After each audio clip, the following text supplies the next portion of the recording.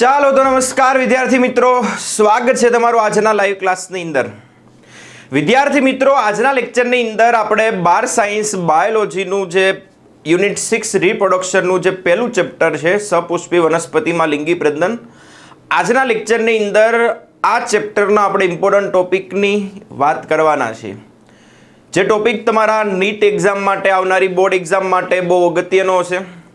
Okay, તો આજનો જે લેક્ચર છે 12 સાયન્સ બાયોલોજીના જે વિદ્યાર્થીઓ અત્યારે કરંટ એમાં જે સ્ટડી કરે છે એના માટે પણ ઇમ્પોર્ટન્ટ છે. ત્યાર પછી જે નીટ 2026ની તૈયારી કરી રહ્યા હોય એ વિદ્યાર્થીઓ પણ આજનો લેક્ચર ખાસ જોઈ શકે છે. ઓકે વિદ્યાર્થી મિત્રો, આજના લેક્ચરની અંદર આપણે જે સપુષ્પી વનસ્પતિમાં લિંગી પ્રજનન એના વિશે જે વાત કરવાના છીએ. આ લેક્ચર આપણો બીજો લેક્ચર છે. ઓલરેડી આપણે એક પહેલો લેક્ચરની અંદર પણ ઘણી બધી વાત આ સપુષ્પી વનસ્પતિમાં જે લિંગી પ્રજનન થાય છે એના વિશે કરેલી છે. થોડુંક ઇન્ટ્રોડક્શનની વાત કરીએ તો ભાઈ લાસ્ટ લેક્ચરમાં આપણે એ વાત કરી હતી કે ભાઈ સપુષ્પી વનસ્પતિ એટલે ભાઈ આવૃત બીજધારી વનસ્પતિ, અને આવૃત બીજધારી વનસ્પતિમાં એના લિંગી પ્રજનન માટે એનું જે પ્રજનન અંગ છે એને આપણે પુષ્પ કહીએ છીએ. આ એક જ વનસ્પતિ સૃષ્ટિનો એક સમૂહ છે કે જેની અંદર પુષ્પ ઉત્પન્ન થાય છે. બાકી બધા જે લીલ, દ્વિઅંગી, ત્રિઅંગી, અનાવૃત, આ બધાની અંદર કોઈ પુષ્પ જોવા મળતું નથી. લિંગી પ્રજનન તો થાય છે પણ એની અંદર પુષ્પ નથી હોતું. આ સપુષ્પી વનસ્પતિ એટલે આવૃત બીજધારી, જેમાં પુષ્પ એનું લિંગી પ્રજનન અંગ કહેવાશે. તો આ પુષ્પનું નિર્માણ કઈ રીતે થાય છે, પુષ્પના અલગ અલગ ભાગો કયા કયા હોય, જે આપણે લાસ્ટ લેક્ચરની અંદર વાત કરી હતી. ઓકે, તો આખું જે લિંગી પ્રજનન છે ગયા લેક્ચરમાં આપણે વાત કરી એ પ્રમાણે આ ચેપ્ટરની અંદર તમારે કઈ રીતે સમજવાનું છે.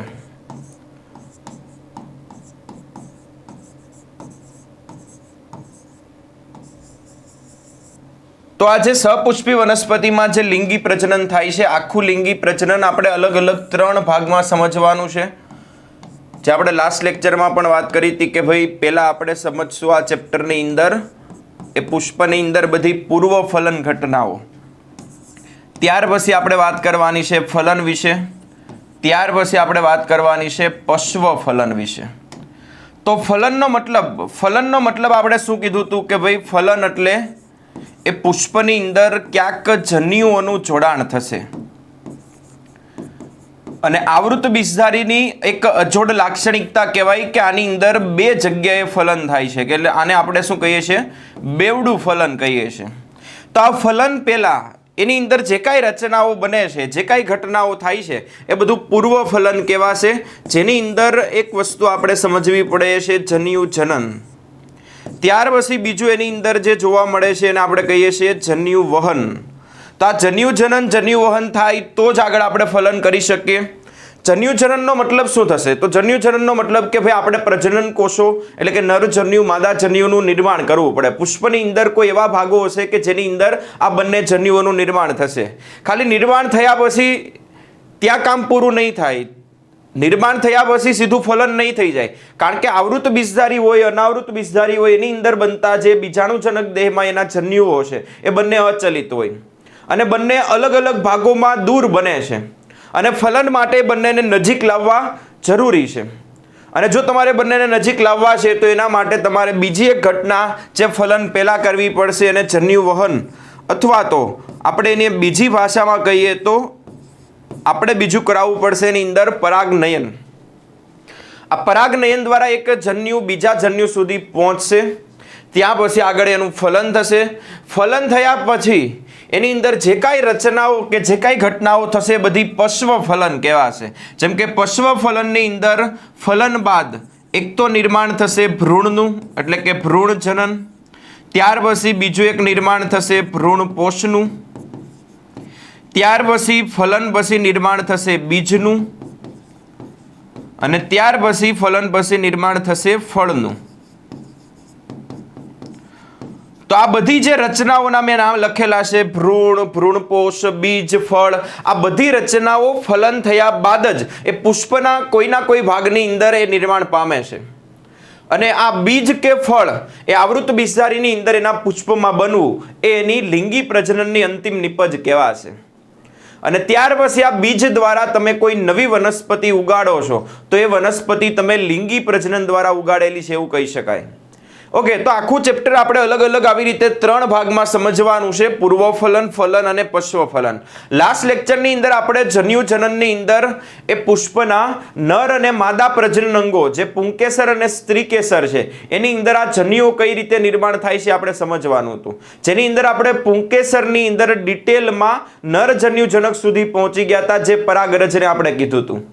સેમ એવી જ રીતે આજના લેક્ચરની અંદર આપણે જન્યુજનનની અંદર જે સ્ત્રી કેસર વાળો ભાગ છે, જે પુષ્પનું માદા પ્રજનન અંગ છે એની અંદર માદા જન્યુજનકનું નિર્માણ થશે ત્યાં સુધી આપણે પહોંચવાનું છે. તો આપણે શરૂઆતથી વાત કરીએ તો ભાઈ પુષ્પની અંદર સૌથી અંદરની બાજુ જે સ્ત્રી કેસરોનું બનેલું હોય એને આપણે સ્ત્રી કેસર ચક્ર કહીએ છીએ. તો સ્ટાર્ટિંગથી ઇન્ટ્રોડક્શનથી આ સ્ત્રી કેસરના અલગ અલગ ભાગોથી આપણે ધીરે ધીરે આ ટોપિકને ત્યાં સુધી આગળ વધારીશું કે જ્યાં સુધી એની અંદર માદા જન્યુજનક અને એની અંદર અંડકોષનું નિર્માણ થશે, એ ક્યાં આવેલો છે ત્યાં સુધી આપણે પહોંચવાનું છે. તો આ જે સ્ત્રી કેસર ચક્ર છે એ શેનું બનેલું હોય, તો સ્ત્રી કેસર ચક્રની અંદર તમને જોવા મળશે સ્ત્રી કેસરો, સ્ત્રી કેસર અથવા તો એને જાયાંગ પણ કહેવાય. તો લાક્ષણિક સ્ત્રી કેસરની તમે રચના જોશો તો એની અંદર તમને 3 ભાગો જોવા મળશે. એક સૌથી ઉપરનો જે ચિકાસયુક્ત પરાગરજ ગ્રહણ કરતો જે ભાગ હોય એને પરાગાસન કહેવાય. એની નીચે લંબાયેલો આ જે ભાગ છે નલિકામય એ છે પરાગવાહિની, અને નીચે તલસ્થ ફૂલેલો ભાગ એને આપણે અંડાશય કે બીજાશય કહીએ છીએ. આવી રીતે 3 ભાગોમાં એ સ્ત્રી કેસરને વહેંચવાનું છે. એક આ સૌથી ઉપરનો પરાગાસન, ત્યાર પછી બીજો જે ભાગ છે એને આપણે કહેવાનું છે પરાગવાહિની, અને નીચેનો તલસ્થ ફૂલેલો ભાગ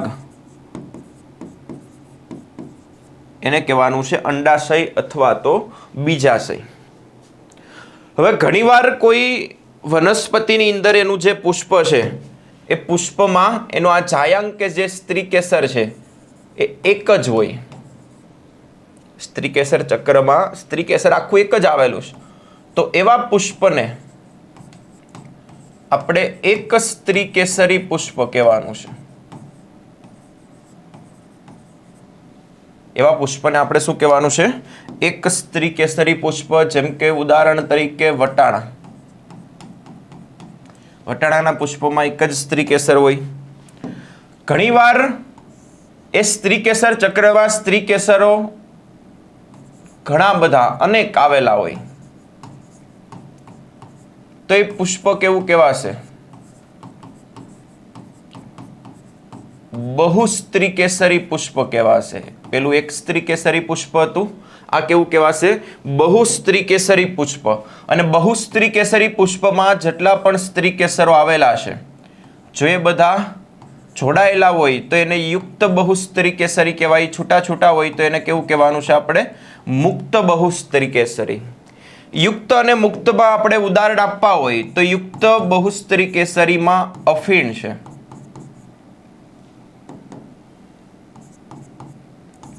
અથવા તો એને પાપાવર, અને બીજું છે ચંપો, તો એને બીજું કહેવાય માઇકેલિયા. ઓકે, તો આ ખાસ ઉદાહરણ પણ એમસીક્યુ માટે તમારે ધ્યાન રાખવાના છે. એનસીઆરટીની અંદર અફીણ અને ચંપો આ બંનેની સ્ત્રી કેસરવાળી આકૃતિ પણ આપેલી છે, તો ખાસ એના ઉપર પણ ધ્યાન આપવાનું છે. હવે આ સ્ત્રી કેસરના જે 3 ભાગો છે, પરાગાસન જે સૌથી ઉપરનો જે પરાગરજ ગ્રહણ કરવાનો છે, ચિકાસયુક્ત ભાગ હોય. ત્યાર પછી એની નીચે લંબાયેલો પરાગવાહિની કે જે અંડાશય અને પરાગાસનને જોડે છે, એ પરાગવાહિની છે. નીચેનો તલસ્થ ફૂલેલો ભાગ જેને આપણે અંડાશય કે બીજાશય નામ આપવાનું છે, એના પોલાણની અંદર એનું જે આ કોટર છે એની અંદર તમને એક પેશીમય ગાદી જેવી રચના બને છે, એને નામ આપવાનું છે જરાયુ. અને આ જરાયુ ઉપરથી અંડક અથવા તો એને કહેવાનું છે મહાબીજાણુધાની એ ઉદ્ભવે છે.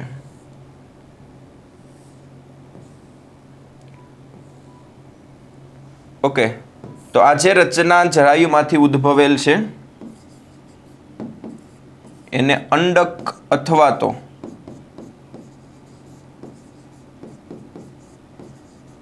બીજું શું કહેવાય? મહાબીજાણુધાની કહેવાય. હવે આ જે અંડક છે ને, અંડક એ કોઈ સ્ત્રી કેસરના અંડાશયની અંદર બીજાશયમાં અંડકની સંખ્યા એક પણ હોઈ શકે અને અનેક પણ હોઈ શકે. એક કરતાં વધુ પણ હોઈ શકે અને એક પણ હોઈ શકે. એકની અંદર તમને ઉદાહરણ આપેલું છે ઘઉં, કેરી અને ડાંગર. અનેકની અંદર તમને ઉદાહરણ આપેલું છે પપૈયું, તરબૂચ અને ઓર્કિડ. હવે આ વસ્તુ તમે જાણતા હશો કે ભાઈ આ જે અંડક છે ને, અંડક એની અંદર જ્યારે ફલન થશે ને એટલે અંડકનું રૂપાંતરણ લિંગી પ્રજનન બાદ એની અંદર બીજમાં થશે. જો કોઈ તમે આવૃત બીજધારી વનસ્પતિના ફળ જોવો છો અને ફળમાં જો એક જ બીજ આવેલું હોય એનો સીધો મતલબ કે ભાઈ પહેલાં એક જ અંડક હતું. તો એ બધા એક અંડક ધરાવતા અંડાશય કે બીજાશય ધરાવે છે. કોઈ વાર તમે ફળ એવા પણ જોયા હશે કે જેની અંદર બહુ બધા બીજ આવેલા હોય. એનો મતલબ કે એની અંદર પેલા અંડાશય કે બીજાશયની અંદર અંડકોની સંખ્યા બહુ વધી હશે, જે આગળ ફલન પછી શેમાં રૂપાંતરણ પામે છે? બીજની અંદર. તો કે લાક્ષણિક સ્ત્રી કેસરની અંદર તમને એટલી વસ્તુ જોવા મળશે. પણ હવે આપણે અહીંયાથી આગળ આ સ્ત્રી કેસરની અંદર જન્યુજનક કઈ રીતે બને છે, જન્યુજનન કઈ રીતે થાય છે, ત્યાં સુધી પહોંચવું છે. તો આપણે નીચેનો જે ફૂલેલો ભાગ અંડાશય છે એની અંદર આવેલું આ જે અંડક છે એની રચના થોડીક વધારે ડિટેલમાં સમજવી પડશે. તો હવે સમજો કે એની અંદર આવેલું આ જે અંડક છે એ જરાયુ સાથે જોડાયેલું હોય. સમજો કે આ જરાયુ છે અને આ જરાયુ ઉપર અંડકની ગોઠવણી થયેલી છે. તો અંડકની રચના એ પણ એમસીક્યુ માટે અગત્યની છે.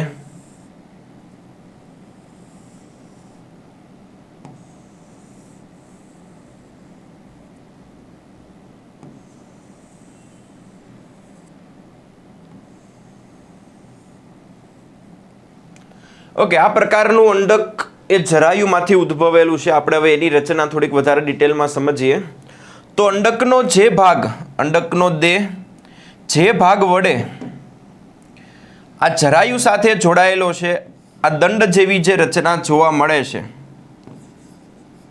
એને આપણે અંડનાલ કહેવાનું છે. એને શું કહેવાનું છે? અંડનાલ. અને અંડનાલ અને અંડકનો દેહ જે ભાગથી એકબીજા સાથે સંપર્કમાં છે એને બીજ કેન્દ્ર એવું નામ આપવાનું છે. આ બીજ કેન્દ્ર અંડક અને અંડનાલ વચ્ચેનું સંગમ સ્થાન કહેવાય. ત્યાર પછી દરેક અંડકની અંદર એક કે બે રક્ષણાત્મક આવરણો આવેલા હોય એને આપણે શું કહેવાનું છે? અંડક આવરણો. અને અંડક આવરણો એનો જે મુખ્ય દેહ છે, અંડકનો જે મુખ્ય દેહ છે એની અંદર આવી રીતે ઘણા બધા કોષો આવેલા હોય.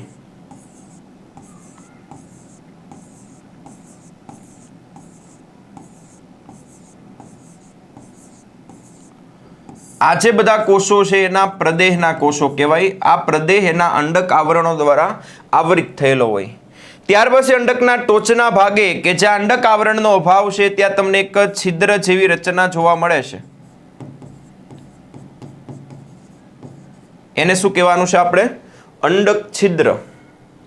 હવે અંડકનો અંડક છિદ્ર વાળો ભાગ છે અંડક છિદ્રીય તલ અથવા તો અંડક છિદ્રીય છેડો. અને અંડક તલ કહેવાનું છે. અહીંયા અંડક છિદ્રીય છેડો આવેલો છે. તો આ બધા નામકરણ આપણે આની અંદર યાદ રાખવાના છે. હવે સમજો કે ધીમે ધીમે આ સ્ત્રીકેસરનો વિકાસ થાય છે. સ્ત્રીકેસરના બધા ભાગો પરિપક્વ બને છે અને એની અંદર આ જે અંડક છે, અંડકમાં પણ હવે આગળ શું થવાનું છે? તો એની અંદર પ્રદેહના ઘણા બધા કોષો છે. એનો આ જે પ્રદેહ છે એમાં ઘણા બધા કોષો છે, પણ એક કોષ આવી રીતે ઘણા બધા કોષો છે, પણ એમાંથી એક કોષ વિભેદિત થઈને પ્રદેહના ઘણા બધા કોષોમાંથી એની અંદર એક કોષ વિભેદિત થઈને આવી રીતે મોટા કદનો બને છે.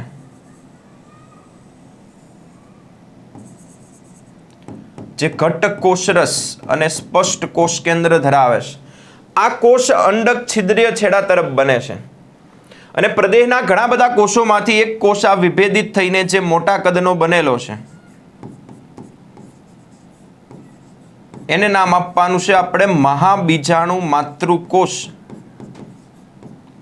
અથવા તો શોર્ટમાં એને મેગાસ્પોર મધર સેલ MMC પણ કહેવાય. આ પ્રદેહના બધા જ કોષો દ્વિકીય હોય તો આ કોષ પણ જે વિભેદિત થઈને જે બનેલો છે એ પણ કેવો રહેવાનો? દ્વિકીય રહેવાનો છે. તો હવે થશે શું? જેમ જેમ અંડકનો આગળ વિકાસ શરૂ થશે, પરિપક્વ બનતું જશે, એમ એની અંદર રહેલો આ જે મહાબીજાણુ માતૃકોષ છે એની અંદર અર્ધીકરણ શરૂ થાય. પહેલા એની અંદર થશે અર્ધીકરણ 1. અર્ધીકરણ 1 થશે ને એટલે એની અંદર એક કોષમાંથી આવી રીતે 2 કોષ બની જશે.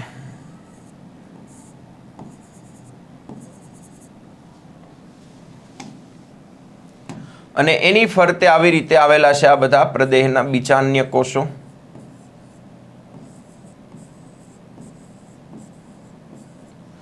ઓકે, અને ત્યાર પછી એની અંદર થવાનું છે અર્ધીકરણ 2.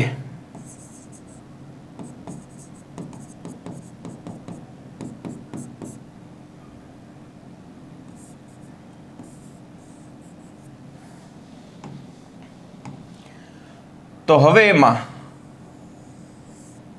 2 માંથી આગળ હવે 4 એકકીય કોષોનું નિર્માણ.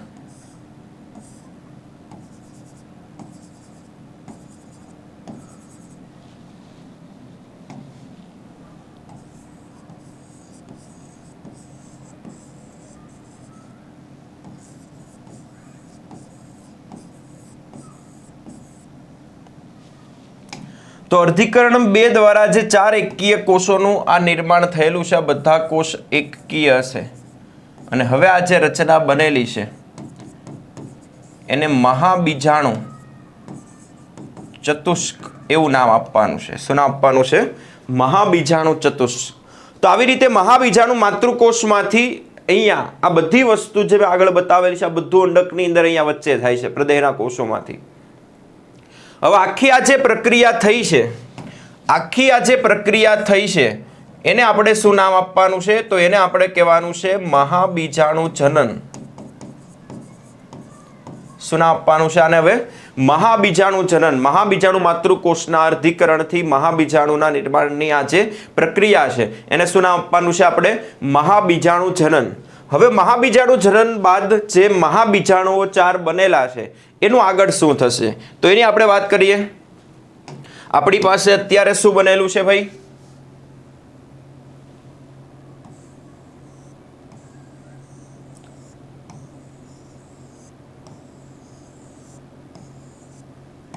આપણી પાસે અત્યારે 4 મહાબીજાણુનું નિર્માણ થયેલું છે. 4 એકકીય મહાબીજાણુ. એની ફરતે આવી રીતે પ્રદેહના કોષો આવેલા છે.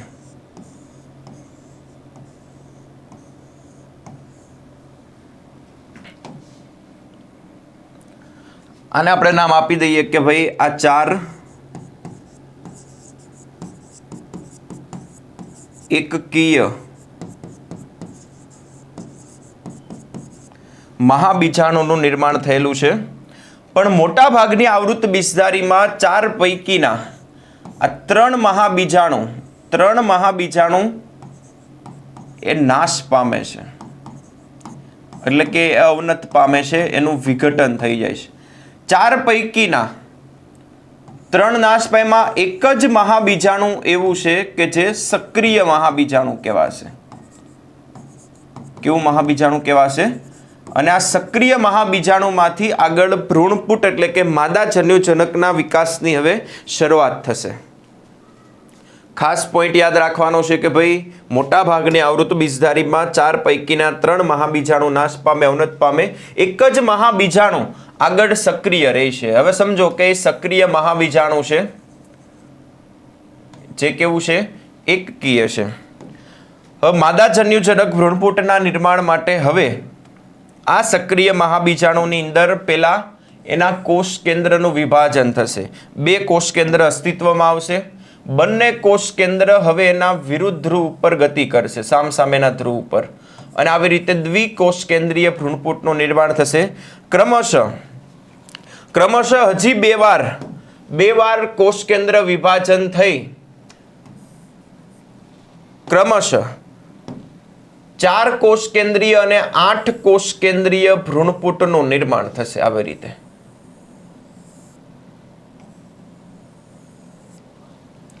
2 માંથી 4 કોષ કેન્દ્ર વાળું ભ્રૂણપૂટ બનશે, 4 માંથી હવે 8 કોષ કેન્દ્ર વાળું ભ્રૂણપૂટ બનશે. હવે અહીંયાથી આગળ કોઈ વિભાજન નથી થવાનું 8 કોષ કેન્દ્ર બન્યા પછી. તો અત્યાર સુધીમાં એ અંડકની અંદર પ્રદેહના કોષોમાં કેટલી વાર અર્ધીકરણ થયું, કેટલી વાર સંભાજન થયું 8 કોષ કેન્દ્રીય ભ્રૂણપૂટ બનાવવા સુધીમાં? તો તમે ધ્યાનથી જોશો તો અહીંયા એક અર્ધીકરણ કર્યું, આપણે અર્ધીકરણ કર્યું એક, એટલે 4 એકકીય કોષો બન્યા. એક અર્ધીકરણ કર્યું પછી અહીંયાથી આ પહેલું, આ બીજું અને ત્રીજું શું કર્યું? સંભાજન કર્યું. એટલે આની અંદર શું કર્યું આપણે? એક અર્ધીકરણ અને 3 સંભાજન. માદા જન્યુજનક ભ્રૂણપૂટના નિર્માણ સુધીમાં આટલા વિભાજન કરવા પડે. આવો સિમ્પલ ક્વેશ્ચન પણ નીટ 2025માં પૂછાયેલો છે, તમે ચેક કરી શકો. એટલે જો તમે વ્યવસ્થિત કન્સેપ્ટ સમજી ગયા હોય તો આ ચેપ્ટરને લગતા જેટલા પણ એમસીક્યુ છે તમે ઇઝીલી સોલ્વ કરી શકો. ઘણા વિદ્યાર્થીઓને આ બાબત ધ્યાનમાં પણ ન ગઈ હોય, ઘણા વિદ્યાર્થીઓ આ ક્વેશ્ચન ખોટો ટીક કરીને આવ્યા છે, કારણ કે એવો કોઈ ઉલ્લેખ નથી કર્યો કે એનસીઆરટીની અંદર કે ભાઈ એટલા અર્ધીકરણ થાય છે અને એટલા સંભાજન થાય છે. પણ થિયરી જે સમજાવેલી છે એના ઉપરથી આપણને ખબર હોવી જોઈએ કે ભાઈ 8 કોષ કેન્દ્રીય ભ્રૂણપૂટ બનવા સુધીમાં કેવું વિભાજન થયેલું છે. હવે આ 8 કોષ કેન્દ્રીય ભ્રૂણપૂટ બન્યા પછી હવે એની અંદરથી આપણે પુખ્ત પરિપક્વ માદા જન્યુજનક એટલે કે ભ્રૂણપૂટનું શું કરવાનું છે?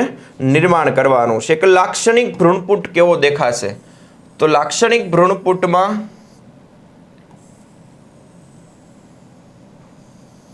સમજો કે નીચેનો અંડક છિદ્રીય છેડો છે, ઉપરનો અંડક તલીય છે. તો અંડક છિદ્રીય છેડે તમને હવે આ બધા કોષ કેન્દ્ર જે અંદર હતા 8 એની ફરતે કોષ દિવાલનું નિર્માણ થશે. આ બધા કોષીય સ્વરૂપ ધારણ કરશે. અંડક છિદ્રીય છેડા તરફ આ 2 કોષો જે ભેગા મળેલા છે એને આપણે સહાયક કોષ કહેવાનું છે. એની સાથે બીજો એક કોષ હોય એને અંડકોષ કહેવાનું છે. 3 કોષ કેન્દ્ર અહીંયા ગોઠવાયેલા છે. ત્યાર પછી 3 કોષ કેન્દ્ર અંડક તલીય છેડા તરફ કોષ દિવાલનું નિર્માણ કરીને હવે આ જે 3 એકકીય કોષો બનેલા છે, બધા કોષ કેન્દ્ર એકકીય છે, તો આ 3 કોષ પણ ઉપરની તરફ જે બને છે એને પ્રતિધ્રુવીય કોષ કહેવાના છે. અને 2 કોષ કેન્દ્ર કોષની મધ્યમાં કેન્દ્રસ્થ કોષની અંદર ગોઠવાય છે, ધ્રુવીય કોષ કેન્દ્ર. અને એક મોટા કદનો આની અંદર એક કોષ બનશે, મધ્યસ્થ કોષ, કેન્દ્રસ્થ કોષ. એટલે આમ જોશો ને લાક્ષણિક ભ્રૂણપૂટની અંદર તમને ટોટલ 7 કોષ જોવા મળે છે, 7 કોષીય અને 8 કોષ કેન્દ્રીય. લાક્ષણિક માદા જન્યુજનક ભ્રૂણપૂટ કેવું હોય? 7 કોષીય અને 8 કોષ કેન્દ્રીય. એની અંદર આ નીચેના 2 કોષ છે એને આપણે સહાયક કોષ કહેવાનું છે. એની ઉપરની તરફ આ એક કોષ આવેલો છે એને અંડકોષ કહેવાનું છે. ઓકે, તો આ બંને કોષોને ભેગું આપણે નામ આપવું હોય તો આપી શકીએ અંડ પ્રસાધન. શું નામ આપવાનું છે? અંડ પ્રસાધન. આ વચ્ચેના 2 કોષ કેન્દ્ર ધરાવતો આ એક કોષ કેન્દ્રસ્થ કોષ. આ એક કોષની પ્લોઇડી 2n રહેશે, આ n હશે, આ n હશે. ઉપરના 3 આ જે કોષ છે એ બધા પ્રતિધ્રુવીય કોષ કહેવાશે. એની પણ પ્લોઇડી કેવી રહેશે? n. ત્યાર પછી આ સહાયક કોષોના અંડક છિદ્રીય છેડા તરફ એક વિશિષ્ટ પ્રકારનું તમને સ્થૂલન જોવા મળશે. એને આપણે શું નામ આપવાનું છે? તંતુમય પ્રસાધન. જે આગળ પરાગનયન બાદ પરાગરજના અંકુરણથી જે પરાગનલિકાનો વિકાસ થાય છે, પરાગનલિકાને અંડકની અંદર પ્રવેશ માટેનું એ માર્ગદર્શન પૂરું પાડવાના છે. ખબર પડી?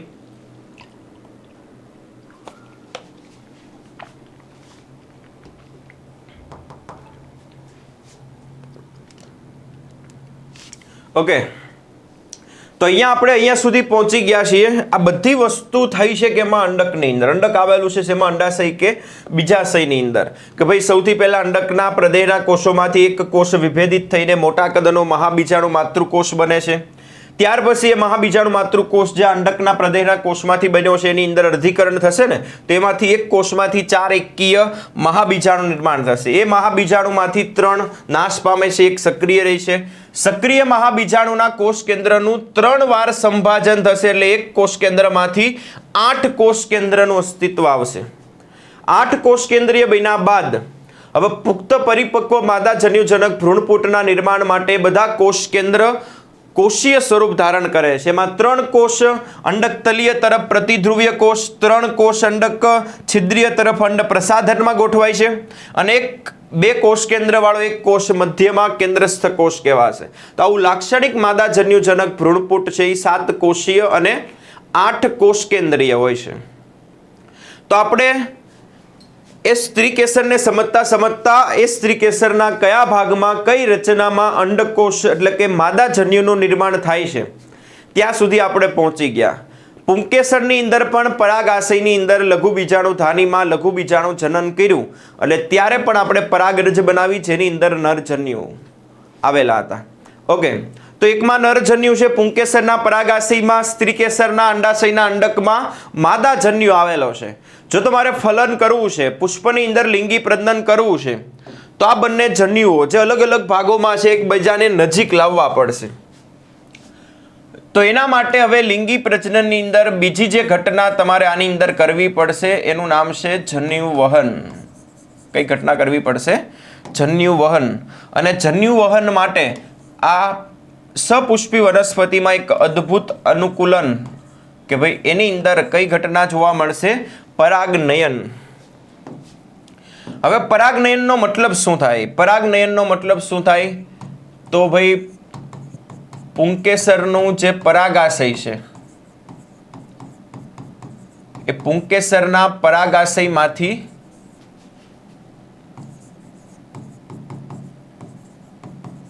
મુક્ત થતી પરાગરજનું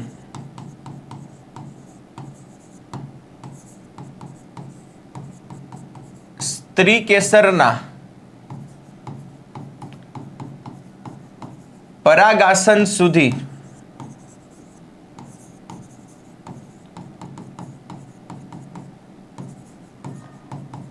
સ્થળાંતર થવાની આ જે ક્રિયા કે જે ઘટના છે એને આપણે શું કહેવાનું છે? પરાગનયન. પુંકેસરનું પરાગાશય એટલે આપણે આગળ એ વસ્તુ ભણેલા છીએ કે ભાઈ પુંકેસરનું પરાગાશય આવી રીતે દ્વિખંડીય હોય, પણ જ્યારે આ શુષ્ક અને પરિપક્વ બને છે ત્યારે એનું સ્ફોટન થાય છે, અને એની અંદર રહેલી જે પરાગરજ છે એ શું કરશે? આવી રીતે મુક્ત કરશે. તો આ જે પરાગરજ જે મુક્ત થાય છે એ પરાગવાહકો દ્વારા જે સ્ત્રીકેસરનું પરાગાસન છે એના સુધી તમારે સ્થળાંતર કરાવવાની છે. એ પરાગરજને આપણે સ્ત્રીકેસરના પરાગાસન સુધી સ્થળાંતર કરાવવાની છે. આ જે ઘટના આની અંદર જોવા મળી છે, આ જે ઘટના થાય છે એને જ આપણે શું કહેવાનું છે? પરાગનયન. હવે આ પરાગનયનની અંદર પરાગરજના સ્ત્રોતના આધારે, શેના આધારે?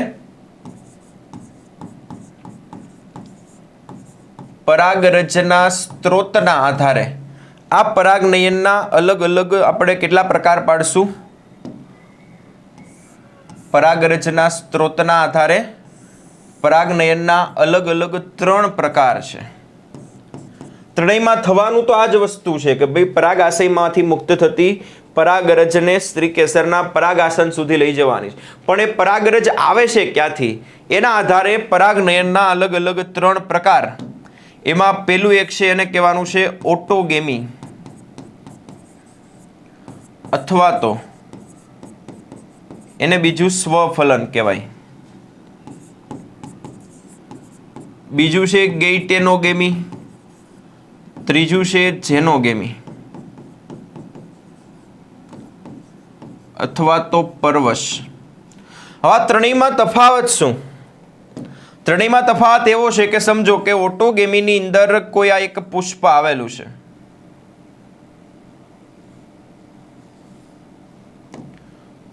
આ કોઈ એક પુષ્પ છે, પુષ્પનું આ એક સ્ત્રી કેસર,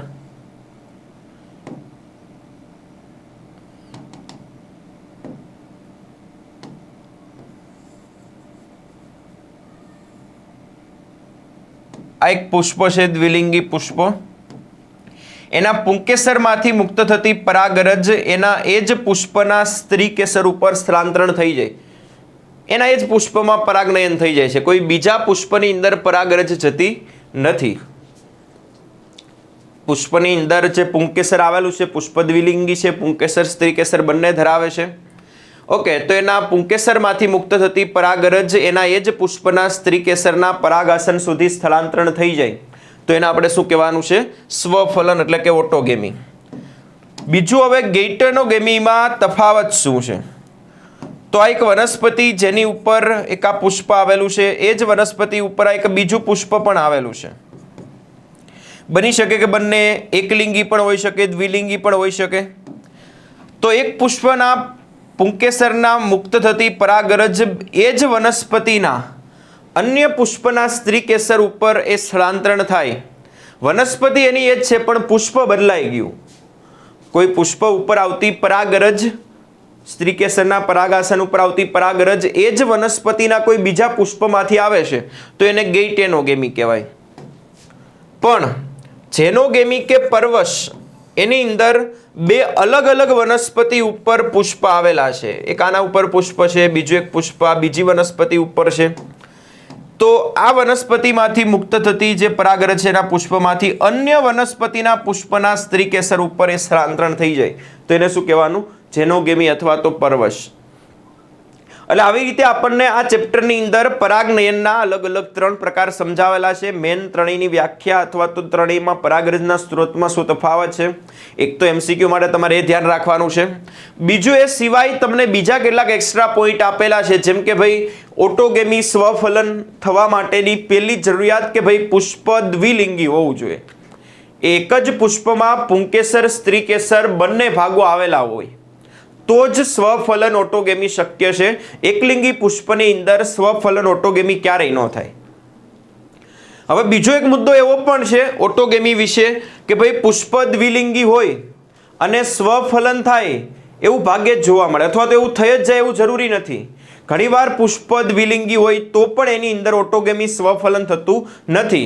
એની પણ કેટલીક જરૂરિયાત છે. જરૂરિયાતમાં કે ભાઈ પુષ્પની અંદર એનું જે સ્ત્રી કેસર અને એનું પુંકેસર છે બંને સાથે પરિપક્વ થવા જોઈએ, એની પાસે સહપક્વતા હોવી જોઈએ. એનો મતલબ કે ભાઈ પરાગાશયનું એટલે સ્ત્રી પુંકેસરનું જે પરાગાશય છે એ પરિપક્વ થાય અને એની પરાગરજ જે મુક્ત કરે એ જ સમયે સ્ત્રી કેસરનું જે પરાગાસન છે એ ગ્રહણશીલ બનવું જોઈએ, એ પણ પરિપક્વ થવું જોઈએ.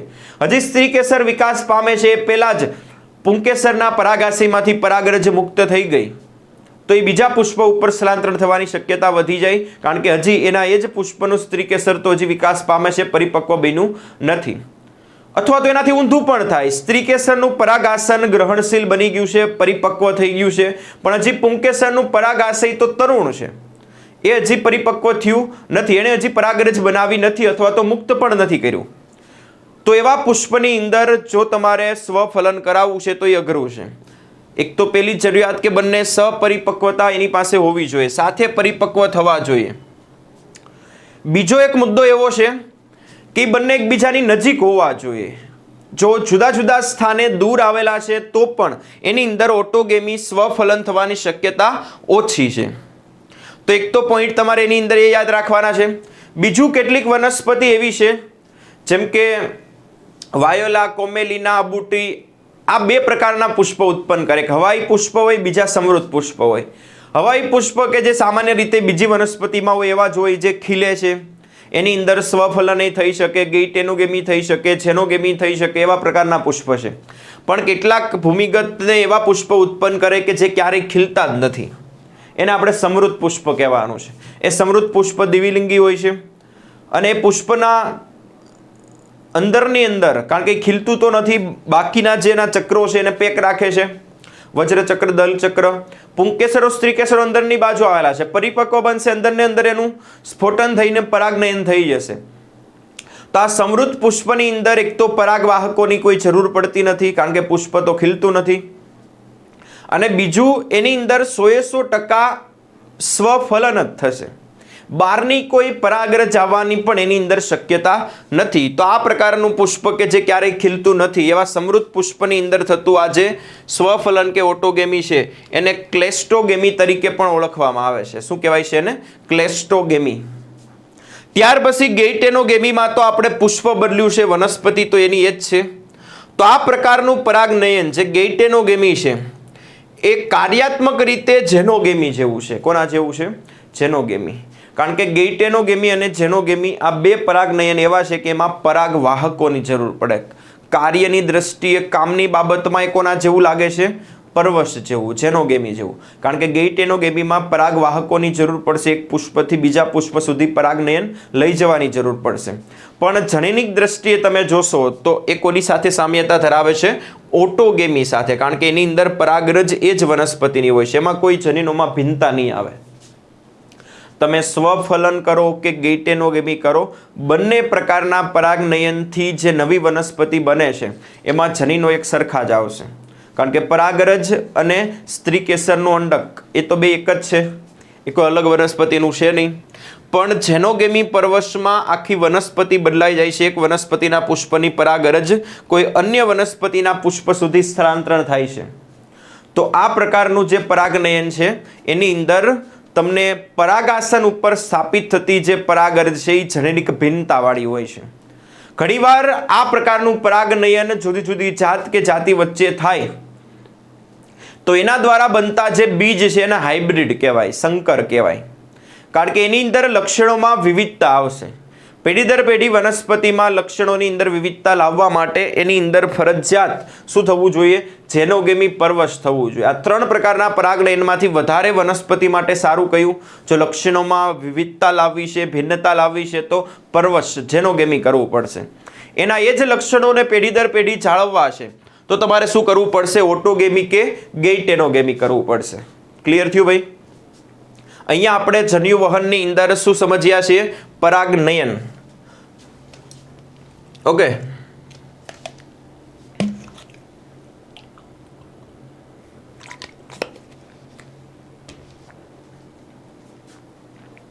હવે અહીંયાથી આગળ આપણે પરાગનયન બાદ પુંકેસરના પરાગાશયમાંથી મુક્ત થતી પરાગરજ તમે પરાગાસન સુધી તો લાવી દીધી, પણ આજે પરાગનયન છે એમને નથી થવાનું. એના માટે જરૂર પડશે કોની? પરાગવાહકોની. એના માટે પરાગનયન માટે આ સપુષ્પી વનસ્પતિ કોનો ઉપયોગ કરે છે? પરાગવાહકોનો ઉપયોગ કરે છે. હવે આ જે પરાગવાહકો છે જે આવૃત બીજધારીની અંદર ઉપયોગમાં લેવાય છે એ બે પ્રકારના હોય. એકને કહેવાય જૈવિક અને બીજા જે પરાગવાહકો છે એ કેવા છે? અજૈવિક. જૈવિક અજૈવિક પરાગવાહકોની મદદથી આપણે પરાગનયન કરાવવાનું છે. તો આ જૈવિક પરાગવાહકોની અંદર કોનો કોનો સમાવેશ થશે? તો એની અંદર પક્ષીઓ દ્વારા પણ પરાગનયન થતું હોય, કેટલાક અન્ય પ્રાણીઓ કે કીટકો દ્વારા, પણ મોટા ભાગે જૈવિક પરાગવાહકોમાં એક કીટકોનો ઉપયોગ કરે છે. અજૈવિક પરાગવાહકોની અંદર વનસ્પતિ પવન દ્વારા, પાણી દ્વારા એ પરાગરજને સ્થળાંતરણ કરે છે પરાગાસન સુધી. તો આવી રીતે આ બધા પરાગવાહકો પરાગનયન કરાવશે. પોલિનેટર્સ કહેવાય આને. પણ આવૃત બીજધારીમાં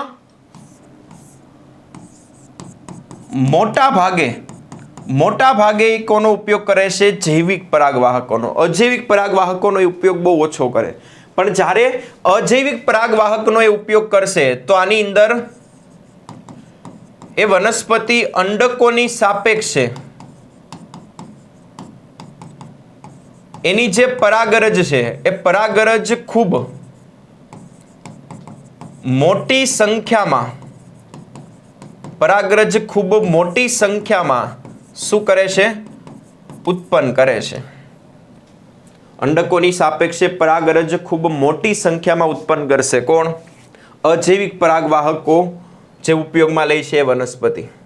આનું કારણ એ છે કે ભાઈ અજૈવિક પરાગવાહકો દ્વારા જે પરાગનયન થાય એક આકસ્મિક કહેવાય, અનિશ્ચિત કહેવાય. એવું થાય જ એવું જરૂરી નથી. સમજો કે કોઈ પુષ્પની અંદર પુંકેસર સ્ત્રીકેસર આવેલું છે, એને અજૈવિક પરાગવાહક તરીકે પવનનો ઉપયોગ કરવો છે. પવન દ્વારા એની અંદર પરાગનયન થાય છે.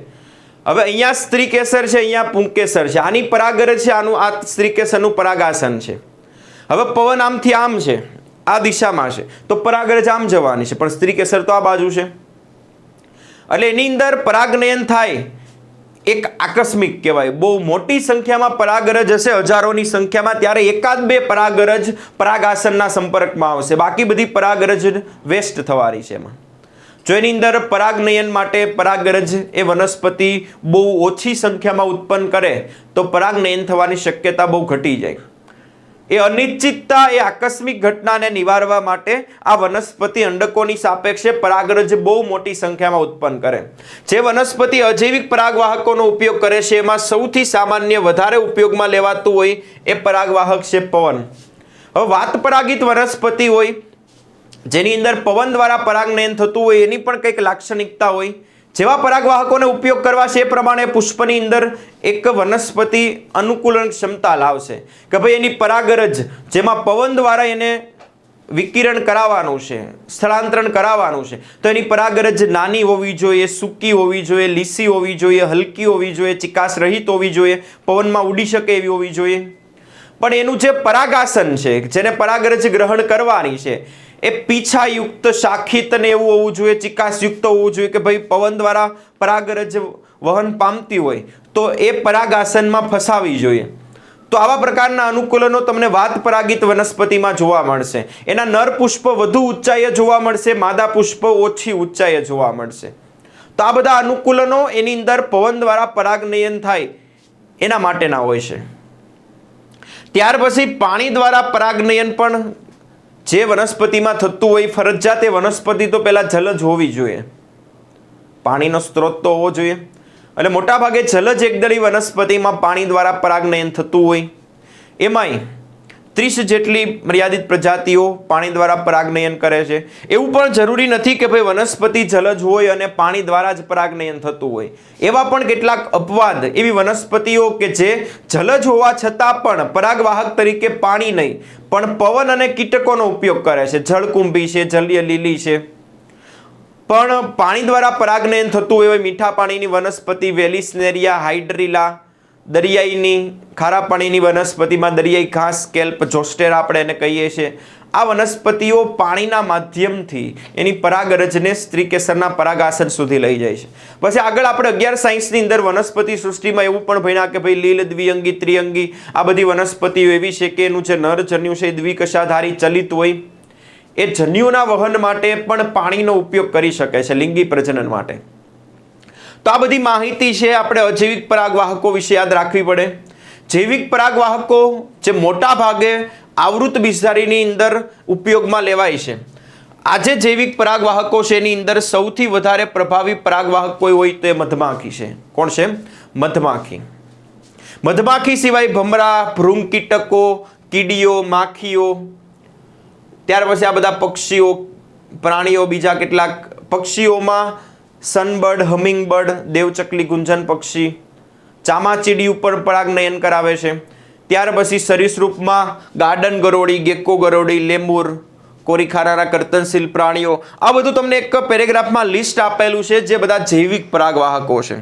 પણ બીજો એક ખાસ અગત્યનો બંનેમાં તફાવત એવો છે કે ભાઈ અજૈવિક પરાગવાહકોનો જે વનસ્પતિ ઉપયોગ કરે છે એ વનસ્પતિના પુષ્પ રંગબેરંગી, મધુરસયુક્ત, સુગંધીદાર, આકર્ષક રંગના આવા કોઈ હોતા નથી. પણ જૈવિક પરાગવાહકોમાં આ બધા કીટકોને એને આકર્ષવા માટે એ વનસ્પતિના જે પુષ્પ છે એ સુગંધીદાર હોય, રંગબેરંગી આકર્ષક રંગના હોય, મધુરસયુક્ત હોય. કારણ કે આ બધા કીટકોને બધા પુષ્પની મુલાકાત તો જ લઈ જોઈને કંઈક મળે.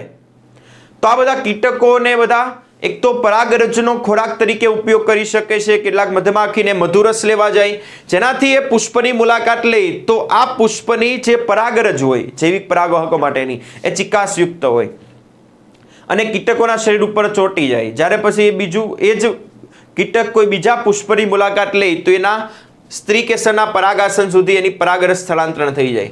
હવે આની અંદર આ પરાગરજ બહુ ઓછી સંખ્યામાં ઉત્પન્ન કરશે કારણ કે એની અંદર વ્યય થવાની શક્યતા બહુ ઓછી છે. ઘણી વનસ્પતિઓ અને કીટકો તો આંતર સંબંધમાં હોય, એના વગર એનું જીવન ચક્ર પૂરું ન કરી શકે. જેમ કે યુક્કા વનસ્પતિ અને ફુદ્દા છે, એની વચ્ચે એક આંતર સંબંધ જોવા મળે છે. બીજું, માખી અને ભૃંગ કીટકો દ્વારા જે પરાગનયન જે વનસ્પતિ કરાવે છે એની અંદર તો એને બંનેને આકર્ષવા માટે વનસ્પતિનું પુષ્પ દુર્ગંધ ઉત્પન્ન કરે છે કારણ કે એ ભૃંગ કીટકો માખીઓ દુર્ગંધ હોય ત્યાં વધારે આકર્ષાય. ઘણીવાર કોઈ જૈવિક પરાગવાહકો એવા હોય કે ભાઈ પુષ્પની મુલાકાત લઈ પરાગરજનો ખોરાક તરીકે ઉપયોગ કરી લઈ મધુરસ લઈ લઈ પણ એ વનસ્પતિમાં પરાગનયન ન કરાવે. તો આ પ્રકારના જે પરાગવાહકો જૈવિક પરાગવાહકો જે વનસ્પતિનું કામ નથી કરતા પણ એનું કામ કરી જાય છે એ બધાને મધુરસના લૂંટારાઓ એવું નામ આપેલું છે. તો પરાગવાહકો માટે આ બધી વસ્તુ આપણે યાદ રાખવાની છે.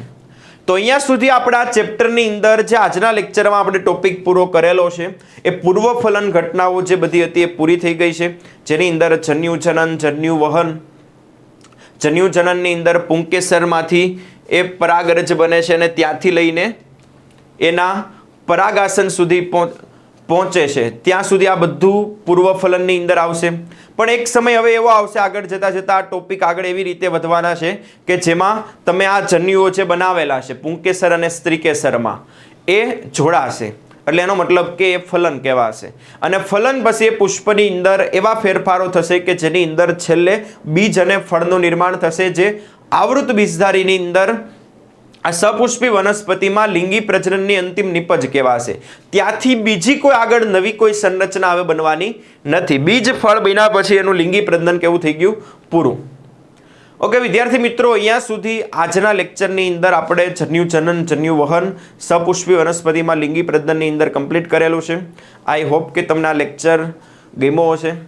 ઓકે, બીજું એક ખાસ તમારા માટે એવી સૂચના છે કે જે વિદ્યાર્થીઓ અત્યારે નીટ 2026ની તૈયારી કરી રહ્યા છે, જે નીટ 2026 આપવા માંગે છે પણ હજી સુધી ક્યાંક ને ક્યાંક એ અટવાઈ છે, હજી એને ખ્યાલ નથી આવતો કે ભાઈ હવે આવનારા એટલા મહિનાઓ બાકી છે એની અંદર આપણે કઈ રીતે તૈયારી કરવી જોઈએ. હજી ક્યાંક ને ક્યાંક તમારા ફિઝિક્સ, કેમેસ્ટ્રી, બાયોલોજીના અમુક ચેપ્ટરના કન્સેપ્ટ ક્લિયર ન હોય, હજી તમારું પ્લાનિંગ પ્રોપર નથી, તો તમે અમારી સાથે અમારી બેચ જે સંઘર્ષ નીટ 2026 એક નવી બેચ શરૂ થઈ છે એની અંદર તમે જોડાઈ શકો છો.